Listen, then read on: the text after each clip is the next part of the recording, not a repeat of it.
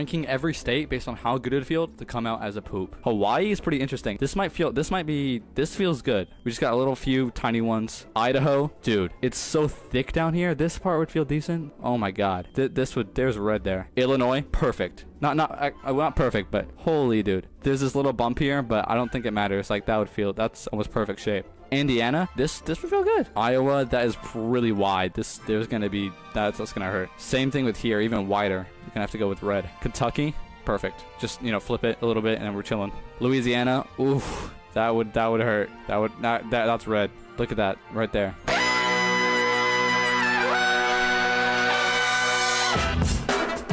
Good morning, sweet world, and welcome to the No Dunks podcast on the Athletic Network. It's Tuesday, March 4th, 2025. I'm Jay Skeets here in the Classic Factory, despite our neon sign not working. And alongside me, it's the bearded one, my top shot hot boy, Trey Kirby. Hey-o. Hey-o.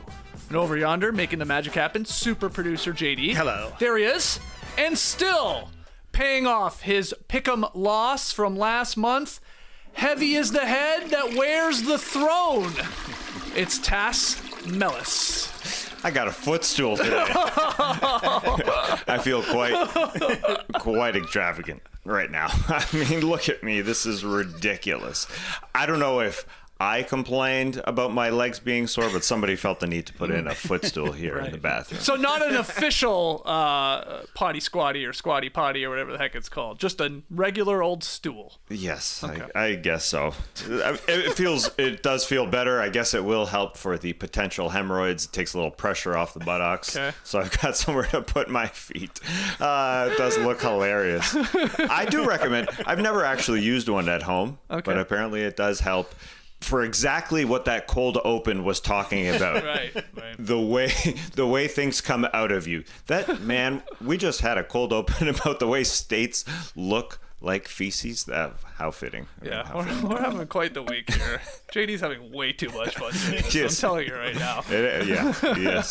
So podcast listeners might want to check out the YouTube stream once again. Hit the like button, subscribe, and podcast listeners, leave us a 5-star rating and review. Yeah, you didn't get to see this yesterday. I saw it. You think I was going to miss seeing this with my eyeballs? True. But now you're in it, Yeah, but I won't be in that bathroom. I heard there's a camera in there now. Yeah, that's true. Weird. Very dangerous. Might be illegal. I'm not sure. Anyway. Has anybody used this bathroom in the last 24 hours since we last recorded, JD? Nope. I don't think so. Yeah, we've had a few, YouTube accidents where suddenly the stream goes live for whatever reason. Oh, yeah. Gotta be careful around. Whoa. Yeah. Holy moly. Okay, let's get into some basketball talk a little bit later in this show. We'll break down some potential Kevin Durant trade destinations, hear from the guys where they think he might land this offseason. But some games last night, we got to start with some very unfortunate news. Kyrie Irving suffering a left knee sprain last night. He did shoot free throws for the Mavs. He had tears rolling down his cheeks before leaving the floor in obvious pain late in the first quarter. He banged his knee as he was driving to the rim, and then that sort of left leg buckled, right? And hyperextended, I guess, better way to put it, and didn't look good. TK, he remained down on the floor, like I said, hit the free throws, but my God, this nightmare season for the Dallas Mavericks continues. Yeah, super bummer for the Mavericks. Kyrie has been playing awesome since the Luka Doncic trade. I mentioned last week that he's been a really good leader for this team, saying all the right stuff about everything that happened, and just looked like a nasty injury. Looked like it could have been an injury on his right leg, like you're saying. He kind of hits knees with Valanciunas, steps on his foot as well, and then whatever happens to his knee, I guess they're calling it a knee sprain. Today, we'll probably hear some further information about it, but the Mavs are obviously in trouble here. It was a common trade deadline take that if something were to happen to Kyrie Irving, the Mavs wouldn't really have a backup creator behind him. So I guess it's Spencer Dinwiddie because Jaden Hardy went out with a sprained ankle in this one as well. Other than that, Brandon Williams is around. Max Christie maybe steps up. Jason Kidd perhaps gets a special dispensation to just move the ball around out on the perimeter. They don't got creators. You can win games in the regular season playing a very small lineup. We saw the Rockets do that years ago when they had Westbrook basically playing center. But you got to have creators to be able to pull it off. And right now, the Mavericks aren't going to have any creators. And the timing of it's really bad too. Like, they're in a play-in playoff race right now. That seems like it's going to be going by the wayside, though they got a little bit of a cushion on the 11th seeded Suns, who aren't winning any games. No. I guess maybe it's 11th seeded Blazers now. I don't know. I don't actually remember. Still the Suns. Still the Suns for the time being. But nonetheless, it's close, yeah. Mavs might stick in 10th, which I guess is beneficial for them, at least get a play-in game. But being so late in the season, happening in March here, it puts next year in jeopardy for Kyrie Irving as well, depending on what the diagnosis ends up being. Yeah, that's right, Tass. I mean, we're waiting on the severity. We're waiting on the news of how bad this is, but you saw it. It didn't look good. I mean, he couldn't put any pressure on it. Like, was down for a long time, like I said. Then, he decides to shoot the free throws because if you're ever going to come back in that game somehow, you have to shoot those free throws. You can't just leave the floor. Reminiscent of the late Kobe Bryant, no doubt, when he hit, I guess, 2 game-tying foul shots for the Lakers way back in 2013 after he tore his Achilles tendon late in the fourth quarter of that game. But yeah, what's your takeaway here, Tass, besides obviously this just being brutal news for Dallas Mavericks fans? This was Kyrie's team. This was his baby. It was on his shoulders to make this team fight or fly. I mean, it was on him. And I'm sure he feels extremely terrible, as you said. He was back at his bench, and then he remembered, oh yeah, if I'm going to come back, I've got to shoot those free throws. So they carried him out there, and you could see the tears rolling down his eyes, rolling down his entire face. I mean, you don't see a man cry in an NBA game too often, but that's clearly what was happening to Kyrie Irving. And this just feels bad because I think here in his post-30s life, this was his chance to try and lead a team as far as it could possibly go. Even before Luka was traded, this was sort of Kyrie's team because Luka played in fewer than half games this season. But then after Luka was traded, it was definitely Kyrie's team. And I think he's trying to reconcile for a lot of mistakes that he's made in the past. Brooklyn did not work out. Leading in Boston did not work out. The Cleveland experience, the first time where he was just a baby. He was such a young player. Then LeBron came in and Kyrie left and reportedly said, I want to be what LeBron is. I want to have what he has. I want my friends to be able to come on the airplane. I think he wants just to rectify that. And this was his opportunity. And that's why he was crying at that free throw line. And I think in a weird way, it's okay. It shows that it's okay for men to cry. It's totally fine. I mean, he may just be crying because of the injury. But yeah, to see him hobble out there, and you could see that he didn't want to land again on that left leg. He pulled it up, and it was sort of reminiscent of Giannis Antetokounmpo hyperextending his leg before the NBA Finals in 21. Now, I'm not saying that Kyrie's going to pull a Giannis and come back in 1 week and come back, but there is the chance that he does come back. Now, it is going to be interesting to see what happens in the 10, 11, 12 spots because they have nobody, as Trey was saying. They have nobody to create. In this game against Sacramento, the first 10 minutes of the third quarter without Kyrie, they were in single digits. They weren't scoring.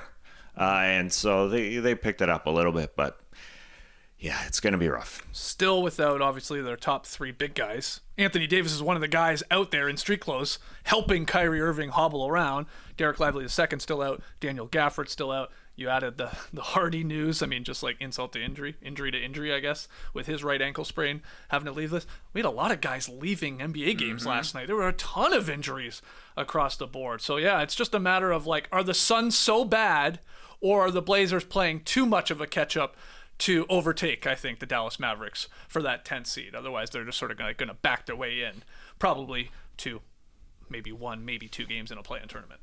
Yeah, 3.5 game lead on the Suns for 11th and a 4 game lead on the Trailblazers right now. Blazers are playing a lot better than the Suns are. Suns feel like they're just done. I mean, Tass flushed them down the toilet yesterday. Yep. So unless there were plumbing problems, I think. Let me check. No. Here, the Blazers, though, I guess maybe they could make a run. It'd be nice for them to get a play-in appearance, but I wouldn't be surprised if Dallas sticks, just because they do have a little bit of a cushion here. I just don't really know how they're going to do it. Like, I think Max Christie's going to have to start. He didn't start last night. He's kind of hit cold patch here after a really hot start. After the Luka trade, Dinwiddie, I imagine, will have to start as well, just trying to get as much offense as they can possibly get on the court. Yeah, totally right. The Suns do have the toughest schedule the rest of the way, so it's unlikely they're going to make up for it. But the Blazers have a pretty tough schedule too, so that bodes well for the Mavs. And who knows what the doctors say about this hyperextended knee. It could be a few weeks, which it doesn't bode well, but it bodes well for their playoff chances. I just want that for the Mavs to get guys back for the playoffs, so we have 10 incredibly good playoff teams. Because if they do get Kyrie back, and they get Anthony Davis back, they do have a really good playoff team. Sure. And the Kings, I mean, look, it almost feels like they were handed this one with the Kyrie injury. That said, no Sabonis. He's out for a little bit, and their starters played really well in terms of DeRozan and Keegan Murray and Zach LaVine and Monk and JV holding down the middle. All of them positive in this game, like huge. I mean, it was the starters that won them this game, especially after the Kyrie Irving injury. So a much-needed win. They're 32-28. The Mavericks have played a couple more games. They're 32-30. But Sacramento obviously fighting for positioning as well, trying to either get home court advantage in a play-in tournament or, two cracks at it to get into the playoffs, being in the 7th or 8th seed. I think that's a big win for Sacramento because it was pretty even going into halftime. The Mavs recovered well after the Kyrie injury in the first quarter. Things were looking, up in the air at least going into the third quarter, and Sacramento just went out and took it 34-16 in the quarter. 5 offensive rebounds. They couldn't keep Valanciunas off the offensive glass. 5 threes as well for Sacramento. A couple of those were off offensive rebounds. Kick it out. Fine. Jake LaRavia knocks it down. They're 8th in the West. Like you said, they're only a half game back of 6 right now. They beat a team that's below them in the Mavericks, so that counts as like a double win almost. They got a nice cushion here with Sabonis out. They've won 4 straight by double digits. Zach LaVine is the reigning Western Conference Player of the Year right now. Sacramento, after that disaster against Golden State where it's like, what are you guys doing? They figured it out a little bit. So, 4-game losing streak on the way. Yeah, I know. It just jinxed it. Sorry, Kings fans. All right, let's move to Shai Gilgeous-Alexander powering the Thunder to their 50th win with his latest 50-point night. Another one for SGA here, TK, as the Thunder take care of the very banged up Houston Rockets. We watched a lot of this one on playback. They're missing 4 starters. The Houston Rockets, but Shai with another masterpiece here. Missing 4 starters and missing 3 guys who would be theoretically guarding Shai Gilgeous-Alexander. No Amen Thompson, no Fred, no Dylan Brooks. Those are like their main choices. So Reed Shepherd got his first start in the NBA, scored a career-high 25 points, and got an absolute education from Shai Gilgeous-Alexander. Shai was torching Reed Shepherd, 6 for 7 from the field when guarded by Reed Shepherd in this one, and it was like he scored every which way. Sometimes Shepherd would play off him. It's like, I can't give up the drive. Shai just drives right by him. So he's like, okay, this time I'm stepping up on him. Whoops, step back, right in your face. Right. Impressive stuff from Shai. He's got the most 50-point games this season with 4. They've come in like 7 weeks or something like that. Nobody else has more than 1. He's got the most 40-point games this season, 9. Next best is Jokic at 7. Most 30-point games this season, 38. Next best is Giannis with 28 of them. And he's got the most 20-point games this season, 59 of the 61 games that the Thunder have played. Ant is the next best with 49 20-point games. So I looked at those 2 games. What happened? How did you not score 20 points, Shai Gilgeous-Alexander? He sat one of them, and he had 18 in the other. This is so easy for him right now. Brian Windhorst is always talking about he doesn't sweat. Sometimes he sweats. I see him wiping his hands on his shorts all the time. But it just looks like he knows the perfect counter for whatever sort of defense you're going to see. They tried some zone on Shai, but between the lack of defenders out there and those lineups probably haven't played all that often together for the Rockets, that just the cohesion wasn't there, and Shai just dominated this one. They needed him to be scoring in the first quarter too. He had 20 points. They were a little bit of cold, and he said, I got you guys. Don't worry about it. Here's 50. OKC is now 50-11 on the season, Tass. First team in the Western Conference to reach 50 victories. And it got there before any other West squad won 40. You got a little light reading going on, do you? Yeah, might as well. It is fitting that the first page, it's called Messy Fun. I'm having some messy fun in here. Yeah, why not? You're not excited about the SGA conversation? That's a highlights magazine? Yes, a you highlights finding magazine. The hidden objects? Brought it myself. Well, of course, I'm excited about Shai dropping 50. without a team that didn't have Amen Thompson, Dylan Brooks, Tari Eason, the guys that they would all throw throw all of them at Shai Gilgeous-Alexander. Yeah, it stunk. Yes, they were starting. Reed Shepherd, who was balling offensively, along with that's not going to be an issue, I don't think, for Reed Shepherd. Yeah, it's going to be the other end. Yeah, that was Shai's thing. You could see. I mean, he could easily get into that crossover, into the pullback, as he does every single time. He's always going to be perfect in that number one role. It is just seeing how Jalen Williams with Chet Holmgren fit into that 2-3 along with Isaiah Hartenstein. So this is just the trials and tribulations period for the Thunder here in the last 20 games, just to see those guys as secondary guys. I am seeing Shai balling from the three-point land as well. I mean, he's just so good right now from three, 42% in February, and continues to be great here. What was that noise? Just a quick two? JD is going crazy. Just a quick. JD has turned into an 8-year-old. I didn't. It's amazing. It isn't me. It isn't me. Yeah. It definitely wasn't me. I was. Okay, it was me. I was asked by my children. Well, I thought was the time, man. we gotta be dropping them left and right. The perfect crime. It's hard to. I can't even tell you what that was. I thought I was hearing just some static in my ears, my earbuds. But no, it was not me. My kids asked me today, "Do you fart during the show?" I said, "Absolutely not. I got nothing to go. I got nothing." Mark Dagnall said about SGA, quote, "He's got an unbelievable pace to him right now. He's attacking and really hitting the gas on some plays." Yeah, thank you, Mark. Same with JD. Yeah. On other plays, he's letting the defense tell him what to do and moving it to his teammates. It's allowing the rest of the team to play really well at the same time as him. So he deserves a lot of credit. I thought that was a cool quote, like pointing out, like, yeah, these are crazy, insane 50-point games, but oddly, it is still in the flow of our offense. Mm-hmm. He's picking his spots, no doubt. He's obviously still getting the line. He's hitting the three. He's like an assassin in the mid-range, but other guys are playing well still, too. It's not just like, okay, it's just SGA, everybody else out of the way. That jumped out to me. This season will become SGA's third consecutive one, averaging 30-plus points. Only 6 other guys have ever done that in NBA history. It's a short list, and they are incredible players. Wilt Chamberlain, Michael Jordan, Oscar Robertson, Kareem Abdul-Jabbar, Bob McAdoo, and James Harden. SGA's joining that list. That's He's a good insane, scorer. Yeah. Incredible score.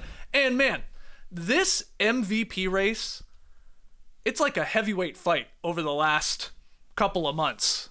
I mean, all season long, but really the last couple of months. This is Muhammad Ali versus Joe Frazier here between SGA and Jokic. Let me go through a few of like their key games, their sort of counter punches to each other.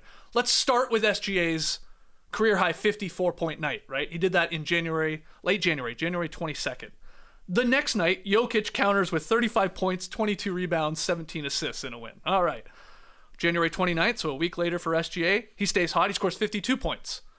January 31st, Jokic kicks off a Nuggets 9-game win streak where he averages 30 points per game, 11.6 rebounds, 11 assists, while shooting 62% from the floor. Over the 9-game win streak. Averages, not one game.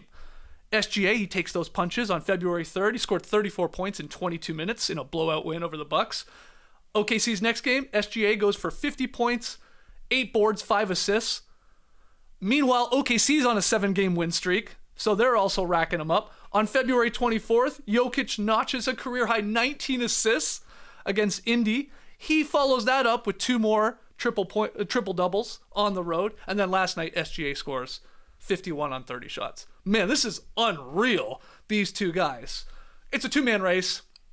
It's like... It's probably going to be SGA winning it. Shai's going to win MVP. Yeah, it's over. But what's wild about it is Jokic is going to have better numbers than he did in any of his other MVP seasons. Oh, yeah, he's still the best player. Yeah. But Shai's the best scorer, and he's on the best team, and he brings it defensively as well. Had an awesome block in this one, like you're saying, 7 assists. Like, took 30 shots, still 7 assists, only, I think, 2 turnovers. They're putting up crazy numbers every year. Like, you're talking up Jokic doing 30, 11, and 11 over a win streak. He's averaging 29, 12, and 10 for the season. Yeah. Shooting incredible percentages as well. These guys are just a level above, even in Giannis, who's having a great season as well. So there are 2 candidates for MVP, but the race is definitely over. You agree with that, Tass? Well, they have a 2-game set in OKC March 9th and March 10th, they are coming up. 2 games, Denver visiting OKC on back-to-back nights. So I think it'll spark the conversation as to how do we grade Jokic? It's not so much for us, it's for the voters. Can you give this guy another MVP? 3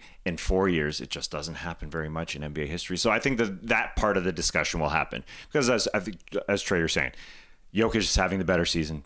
It's all about wins for Shea. And the conversation will be more about how we grade these guys. Will it change? Will the way we just look at MVP simply change? Because it's so much about just the narrative and all that. And I felt that way coming into this season. I felt that Jokic wasn't likely to win it because they lost last year in the second round in the playoffs, and that hurts. But maybe we just give the vote to the best guy, and I think that's what that 2 games will be about. Sure, it'll be fun to watch, but I don't think it really determines who's going to win or not. I think it'll just get the headlines up a little bit more as to how we do this thing. Mm-hmm. Well, let's move on and talk a little bit about the Hawks pulling off a pretty miraculous win at the end. Caris LeVert, last second bucket, thanks to some defense from Dyson Daniels, to give the Hawks the 132-130 victory over the Grizzlies. Atlanta was down 10 with about 5:30 to go, and then it was the Caris LeVert show. I mean, it really got them back in the game. Yes, it was. And then Daniels with the defense, as I know JD will fire up the clip here, but your takeaways from the Hawks pulling this one out. This was a wild win for Atlanta. They finished the game on a 19-6 run, and like you're saying, it was basically Caris LeVert because Jalen Wells was all over Trae Young, just not letting him catch the ball. So LeVert had 16 in the fourth, went 7 for 8 from the field, 2 for 3 from 3. Had a great look at a game-winning three-pointer with like 24 seconds left. Missed it, but Grizzlies don't call a timeout. They try and get into their offense. They'll tie games. Smart stuff. Incredible play by Dyson Daniels to get the steal, then to throw the pass, and then LeVert had enough poise to slow down, didn't rush, get a good layup up, and get it off. I think it was like 0.5 seconds when he released the layup, so not even close to coming after the buzzer. Yep. That was very, very good. On the flip side of things, Memphis looks bad. Right now, they've lost 3 straight games by game winners. They had the OG Anunoby 3, they had De'Aaron Fox hitting a mid-range jumper, and then they had the double-ender here, Dyson to LeVert. Since the trade deadline, Memphis is 3-7. They're 9th in offense, 27th in defense. The Hawks scored 82 points in the paint in this one, and Memphis just looked like they had no idea what to do offensively in the last 4 minutes. They scored 2 points. Jaren Jackson Jr. went out with an injury in this game. Ja Morant was not playing. They have a system that relies a lot on one-on-one basketball. Not a lot of creativity. It's like, can you beat your man off the dribble and score or drive and kick? That works when you got Ja Morant and Jaren Jackson Jr. out there. It's a different story when it's Luke Kennard and Desmond Bane. Kennard was hooping for the first 6 minutes of the fourth quarter, and then it was just late shot clock scenarios for every single possession for the Grizzlies. And I don't know, their fans are very mad at Taylor Jenkins because he's not really doing much offensively. They keep losing these fourth quarter leads. It looks pretty bad, but the Hawks had an opportunity. I thought they were buried, and they came back and stole this one. Nice win. Crazy. Legit stole it from that Dyson Daniel deal. Dyson Daniels. I'm all flustered Dyson from a man Daniels on a defense. toilet I'm trying to talk to. That textbook defense where he got to show that to the kids at the YMCA. I mean, that was like he fought over the pick, he shuffled his feet, kept his hands back, and then timed it perfectly where he poked it loose. And then, again, like Trey said, had the wherewithal to throw it ahead to Caris LeVert, who was off streaking right away. Streaking, there you go, there's another one. But what do you think, Tess?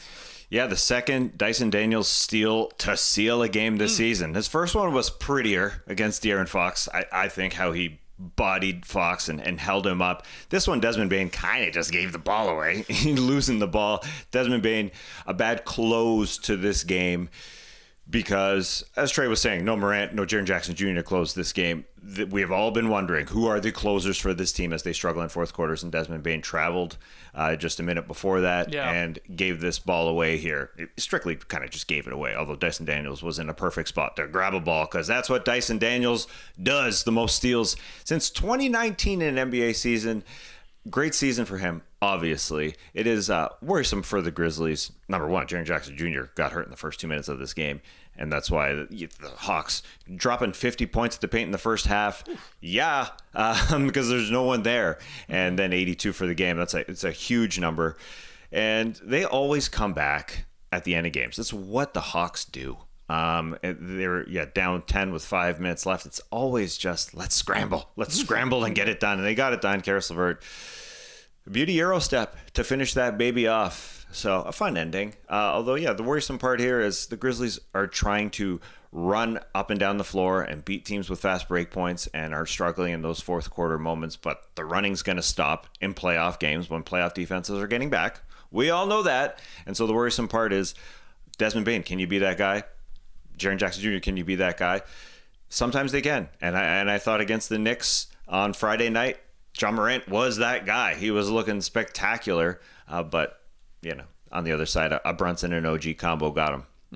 Risha Shea had a great game for the Hawks. Just want to slip that in there. 27 points for the Rook. Probably his second or third best game of the entire season when you look at the whole scope of it. So really good stuff from him, chipping in there. And Desmond Bane, he had a game. He had a great game. He had triple-double, 35-point triple-double. So, I know we're pointing out all the mistakes because, the travel and then the obviously bad turnover at the end. And that's unfortunate.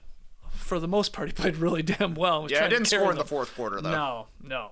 They locked in on him, and he came up short. Any other takeaways from either that game or any of the other last night's games? I wonder if the Jimmy Butler honeymoon is over for Golden State. Just a regular happy marriage now.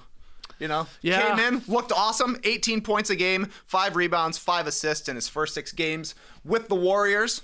That was what they were hoping to getting Jimmy Butler. The last 4 games, he had 6 points on 8 shots in a win against Charlotte, 5 points on 7 shots in a win against Orlando, rested against Philadelphia, and then last night, 13 points on 7 shots and yet another win over the Hornets. Yeah.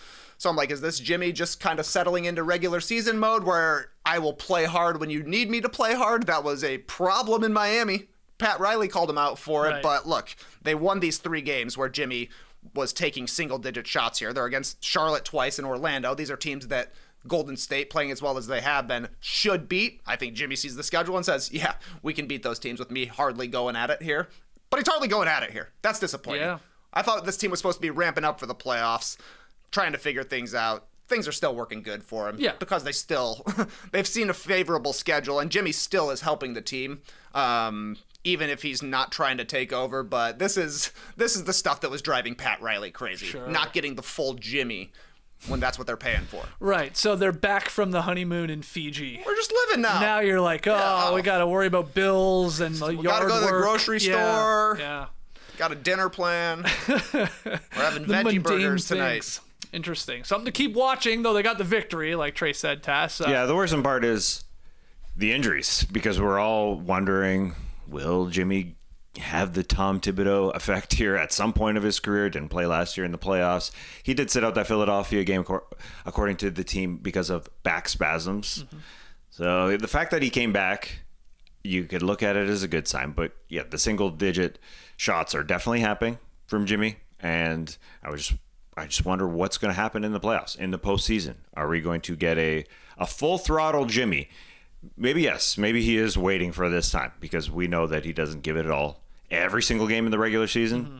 But we could see Jimmy turn it up in the offseason. Yeah, looking stationary the last couple of games. There's not a lot of Jimmy Butler movement really out there, which is playing into the part of him not contributing much. But they got the victory. Any other games, Tass, you want to touch on? Well, I'll just touch on that game right there.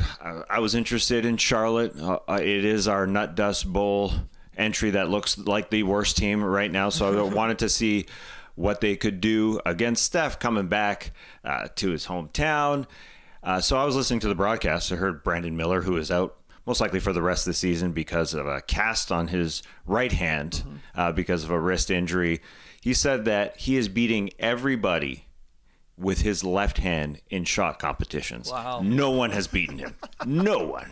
And so looking forward to next season. That's more of indictment to the rest of the Hornets team. Yeah, it's both. It's both. It's maybe, hey, what do you know? They're 28th in three-point percentage. That's crazy. He can start ripping it with his left hand next season. Maybe we'll see some shots with his left hand. Oh, incredible Tajon Salon turnover in this one. He traveled twice on the same play and double dribbled. Yes. He's young. He's very young. He's raw. He's so raw they haven't even sliced the beef off yet. No, he got popped in the neck or the head by Draymond Green, who got I guess it got upgraded to a flagrant. I think Draymond's at 12 if you're keeping track of technicals or whatever. Yeah, that's technicals. Okay. So you got to get to 16, but keep your eye on that. Draymond, we'll keep an eye on that. Surprisingly, we saw some Draymond techs, not surprisingly, but on the other side, he just kept fighting. He just kept fighting for boards, kept fighting defensively, doing the things that they needed.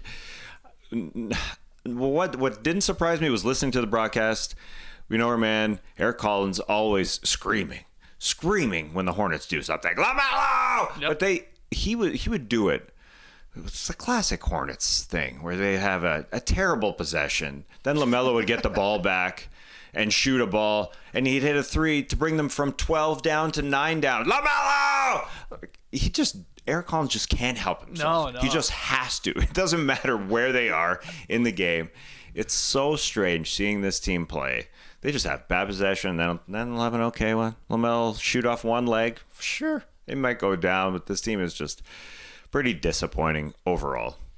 Steve Kerr also was upset in this game. He got a technical because he got a technical complaining about a travel, and I don't even know what he was complaining about. Was he complaining about the play where Nurkic catches it inside? He jump stops, doesn't move, and then gets fouled. But then on the very next, on the inbounds play, it's LaMelo catches the ball.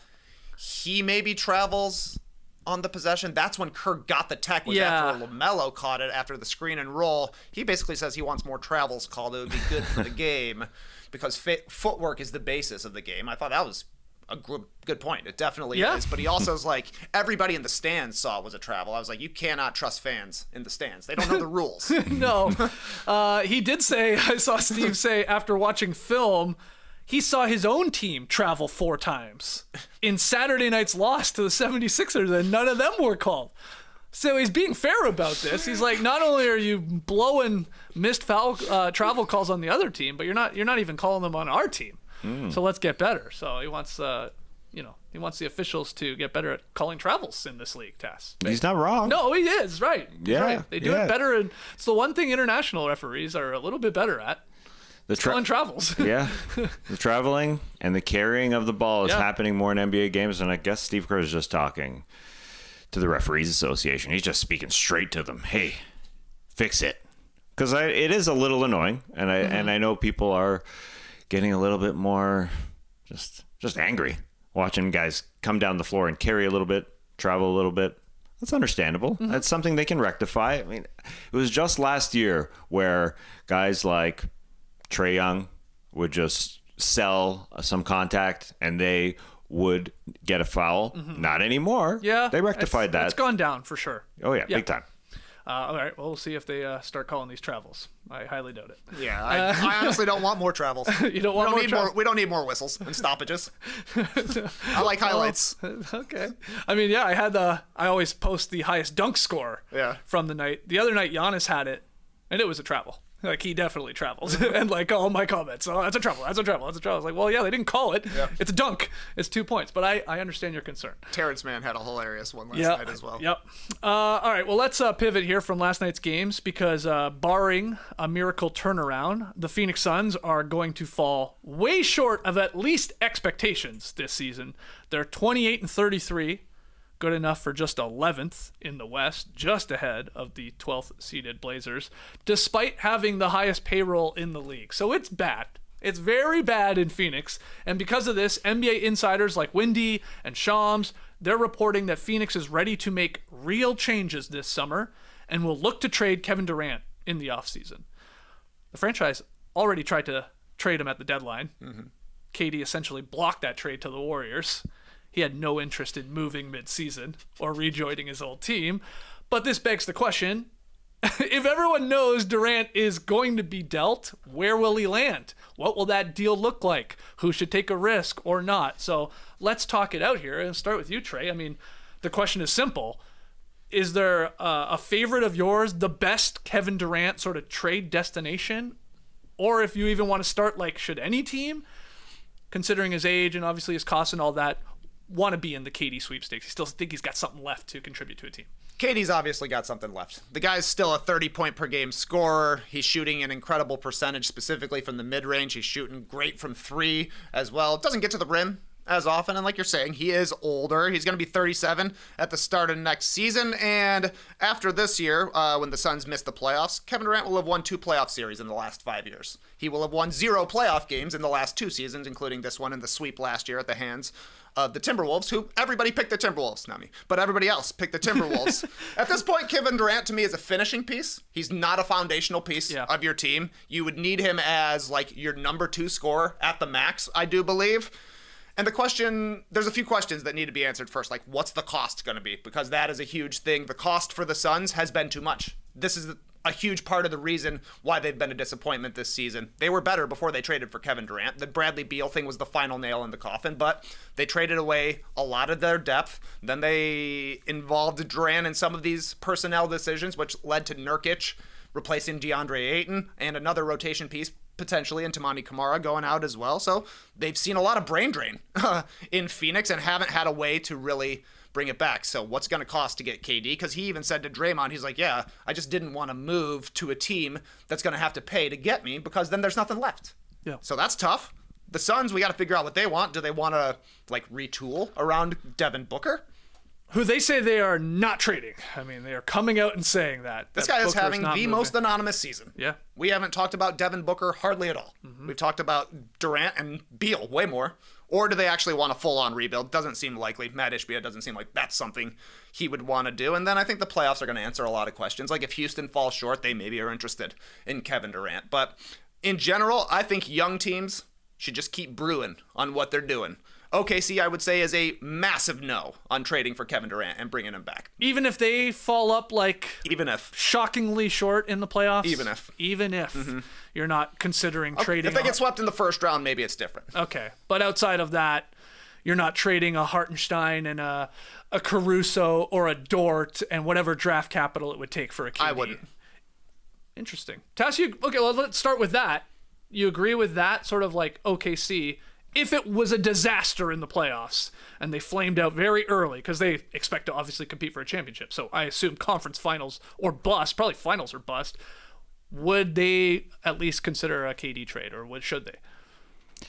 No, I don't think it's for them. I think they should continue with their incredibly young core and just go forward with it. Because if you were trading for somebody who's definitely got a couple, 2 to 3, maybe 4 good years left. Yeah. It doesn't bode well. It doesn't make sense. It just doesn't work with their timeline, period. What team then do you see as a possibility to make a realistic move for Kevin Durant? And maybe it does come down to what Trey's saying. Like, which of these teams flame out in the playoffs? Like, is it the Rockets? Maybe it's the Timberwolves. Like, you do get teams that panic, so to speak, because it doesn't go well and they want to switch it up. But do you have a trade destination in mind? I think the Timberwolves could see a situation where they just say, we need something different. We need a guy who is sort of the co-leader, definitely could be the number 2 scorer, but we see what's happening in Phoenix. You need somebody to be the leader, and Anthony Edwards would still be that guy. I think the package coming back the other way would be the problem in that situation. I think they would be happy to get off Rudy Gobert to be the primary part of it, along with picks. And the Phoenix Suns could say, well, okay, well, Devin and Rudy can maybe work it out together. But I think we've seen it's been a short amount of time in Minnesota, but you can sort of look back to his Utah days with Donovan Mitchell, Rudy Gobert. They had one very good run, a conference finals. And this Minnesota team, yes, it was just the second round last year, where they were able to beat Denver and getting to a conference finals themselves. But it sort of feels that way, where Rudy is just not clicking the way he used to. But I don't know if Phoenix would actually do something. That it doesn't seem like a good enough package for Phoenix at this point.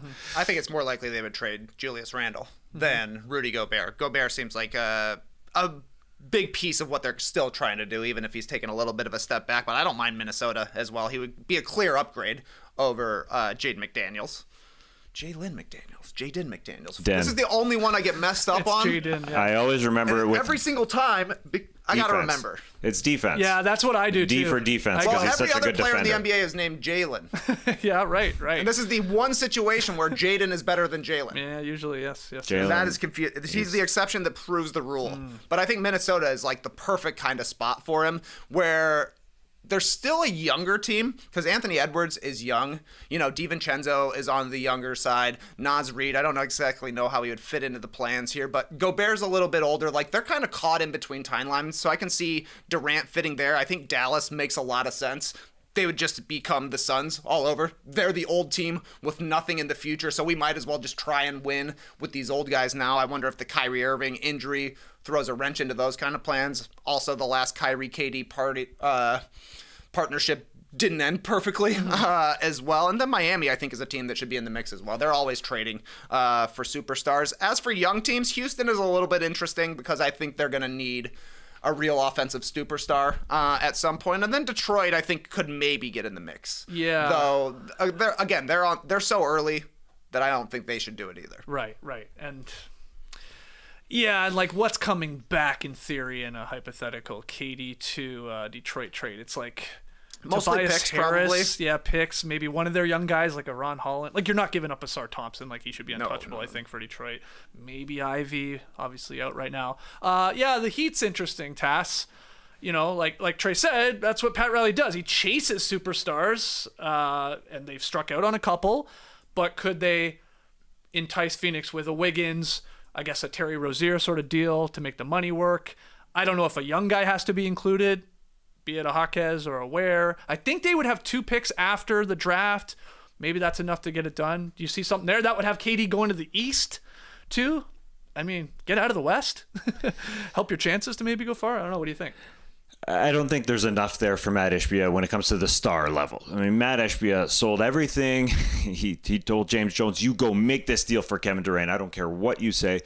And for the return to be Wiggins as the prime guy, I don't think that's enough. Right. Now, I buy the Minnesota deal a little bit more. I don't know if it's Julius Randle to equate to enough of a star. I think the Rudy Gobert thing might work for Ishbia just because you now have a great defensive player. Now, it's questionable as to how they are playing right now, but they're still, I think they're 6th defense-wise. I think you can sort of sell that a little bit more. The Suns suddenly have a good defensive player, and that's something I think that the Minnesota Timberwolves would have to take a risk on Naz Reid being your starting center, right, which has boded well. I don't know what they do with Julius Randle coming up to this offseason. He's a free agent. It's a very, very interesting scenario for them with bringing him back or not. Hopefully they can all get healthy right now because he is out, and maybe they can see what they have going forward. But I like to see the sharing of Anthony Edwards and Kevin Durant as the guys there. Yeah, so Anthony Edwards doesn't have to answer all the questions, doesn't have to be the face of the league kind of thing. It can be on Kevin Durant. But it is an odd scenario, as Trey said, about where they are just age-wise. So the Rockets thing, I don't think it makes sense because of age. OKC doesn't make sense. Wait. Why not the Rockets, though? The Rockets maybe did a move last offseason to set them up for the Kevin Durant sweepstakes because they had that trade with the Nets where they basically gave the Nets their draft capital back, which is more immediate, and took a bunch of the Suns' future draft capital. And I think even Woj, when he was still working for ESPN, reported at the time, oh yeah, they want Durant or Booker. Like, that's what their belief is here, and they think they can get Phoenix to sort of bite by returning all their draft picks. And that makes some sense, right? It's like, okay, you are really spinning your wheels. You guys have a crazy luxury tax. You're not even in the playoffs, for crying out loud, despite having the largest payroll in the league. You don't have any of your future draft capital. We'll give it all back to you. And, Van Vliet's contract and one of our young guys, be it a Tari Eason or a Cam Whitmore or something. We got a lot of them. We'll give you that back and all your picks. And we'll take KD. and fold him into our team. Does this mean then that the Suns would be trading Devin Booker as well? Because what's the point of getting your picks back if you're not going to be bad? Well, to make maybe more moves. The other part of this, they don't like draft picks. That's they a don't great like point. drafting. Yeah. So maybe they're like, nah, we don't want them. That's why we got rid of them. Yeah, I don't know. I don't think so. They then again, that could be all smoke. They are really clearly saying we're trading Kevin Durant. Like, this is like a done deal. He's this is gone, funny. man. Yeah. He's saying, I would have gotten traded if I didn't have to sell my house. Yeah. No wonder their team stinks. But they are, right. That sort of blew up in their face, no doubt. Well, that and Part of benching it. Beal. Trying to get him to waive his no-trade clause. Right. Nobody Hold wants on. to leave Phoenix. Why couldn't he just sell his house and be traded? It's hard, man. It takes time. Gotta hire a realtor? You think he's in there? Interest rates? He's in there showing potential buyers. He's all Do you stressed like out, this man. bathroom? Do you like this bathroom here? This is my favorite bathroom of the house. Please buy it. Yeah, Kevin Durant definitely could have been traded to Golden State. I think even though he went on Draymond's podcast and said it had nothing to do with our history and how it ended, I think there's something there. And just going back to a place where he wasn't anointed as the guy and he didn't get the limelight that he thought he was going to get. The whole Houston thing, it is going to be 2 years later on Kevin Durant's timeline if they were to get him for next year's playoffs. He would be old in comparison to their other guys. Now, it's an interesting scenario there. They definitely need a number one scorer. We see it every fourth quarter. We see it. There's no doubt. And it's going to be interesting to see what they do. They have a team option for Fred VanVleet coming next year. Right. The reason for that, the way they signed that, was a very interesting deal by Raphael Stone, was so that they could just let other guys go and let other guys sort of be their leaders, and Jalen Green and Alperen Şengün. So that's a huge question. What they do with that. He's not even going to be tradable if they just simply let him go. But they could just pick him up and lump him together for a star. They definitely need a star. That is totally true. And then a lot of people are bringing up the Dallas Mavericks. Why not the Mavericks? Nico Harrison made it clear that the Dallas championship window, it's only 2 to 3 years. So, okay, Durant would sort of fit that concept. I just don't know how they get there. And this is like obviously before the Kyrie injury last night, which we're still waiting to see how severe. We got that is. news. Oh, how bad is it? Season-ending torn ACL. Oh. Per all sources. Can't say I'm shocked by that news with the guy being carried off the floor and tears in his eyes when he's shooting the free throws. I actually think Dallas makes a ton of sense. If I'm being honest, they've got 2 first-round picks and 4 swaps that they're able to trade come summertime, and Phoenix would actually be able to get back some helpful players. Who knows who they would actually throw in, but PJ Washington, helpful player. Maybe Lively goes back. Max Christie. These are all guys that could be in your rotation and actually have you being a decent team. The payoff would be farther down the road with these Mavericks picks. Kevin Durant could carry the team until Kyrie Irving comes back healthy. That makes a ton of sense from both sides to me. I get that. I just it's difficult with the contracts. I mean, maybe this is a third or fourth team is folded into this. The Mavs have 2 guys that make over $40 million in AD and Kyrie, and then it's a steep drop off to guys that make 16, 15, 14 million, and then even less in Lively's case. So it's you got to put us so many guys together to get to a Kevin Durant sort of contract. That's the difficulty of that. But yeah, I mean, now with the Kyrie injury, wow. Damn. Can the Suns get that 10th seed, baby? Let's go. What a nightmare for Dallas Mavericks fans this season. Oh, even if you could try and squint and think about your team with Kyrie and Anthony Davis this postseason, you can't anymore. No. Just close those eyes. It is a clear nightmare for this team. Horrible, horrible stuff. And I feel bad for Kyrie in that this was the team he was going to try and lead and get it right as a leader for the first time. It's a horrible scenario in a bunch of those ways. I mean, he got hurt in Brooklyn when Giannis Antetokounmpo got under him in that postseason before the Bucks went and won that title. Things could have been very different if Kevin Durant had Kyrie beside him and if Kevin Durant had smaller shoes in that Game 7. And the Boston thing and the Cavs, and they win a title, obviously, but he wanted to get out of there. It's a bad scene. And it was to some extent, it's that's a fluke injury. I get it. The guy's driving in through the lane and bumping knees and the leg buckles, and now it's out for the season. But they also put a lot on his shoulders when they traded Luka Doncic, and he was playing heavy minutes for a guy getting up there in age, especially the way he plays, being a smaller guy. I'm not saying it's oh, you should have seen this coming, but that's how, unfortunately, these injuries can occur, right? It's you're putting this guy through the ringer here. He's playing 40 plus minutes a game, a lot of these, and having to do a lot of the heavy lifting with the no AD portion as well, only playing like a half a game for the Dallas Mavericks. So really, really bad stuff. And now the Dallas Mavericks fans have to even pay more for season tickets, which I'm sure will come up on Friday's Worst of the Week. Yeah, I think isn't AD, I think all their big guys are supposed to be reevaluated like today. Yeah. Like we're supposed to get information on all these guys today. So I wonder if the Kyrie injury has an effect on Anthony Davis coming back. Right. Yeah. Like, why? To make the play-in is why. And, he was trying to re-energize the city, he said, before he went down with his injury. Yeah. So, I don't know. Just bad stuff. Another team I would say you can't rule out the Lakers going after Kevin Durant. Oh, God. You can't. They've got Austin Reeves. They got Dalton Connect, and they still got all their picks now. Interesting. And I mean, that fits your window, so to speak. If LeBron's Totally. still at this level, it's like, hey, we're going for it now, and we have Luka. Yeah, yeah. Oh my God. I'm sure fans will love that if that happens. Well, let's hear from you out there in the stream team, podcast listeners. Your best Kevin Durant trade destinations, maybe some teams that we've overlooked that you could see in play. And I guess a part of this too. I think Shams in his reporting said like the idea that they'll want to try and get him to a potential contender.